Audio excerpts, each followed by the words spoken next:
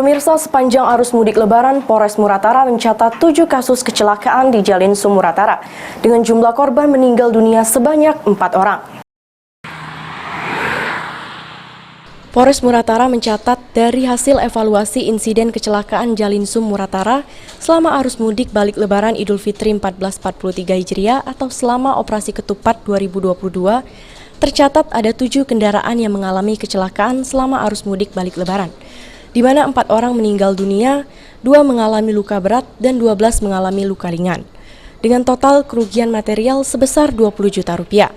Dari 7 kasus kecelakaan tersebut, 1 kecelakaan yang paling menonjol, yaitu di Desa Rantau Jaya, Kecamatan Karangjaya, Kabupaten Muratara, antara bus akap Family Raya dengan carry pick-up. Menyampaikan beberapa evaluasi terkait dengan operasi ketupat Musi 2022 di wilayah hukum Kabupaten Ciraos Utara.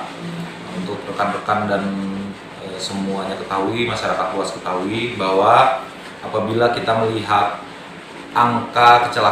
evaluasi terhadap angka kecelakaan ada kenaikan signifikan.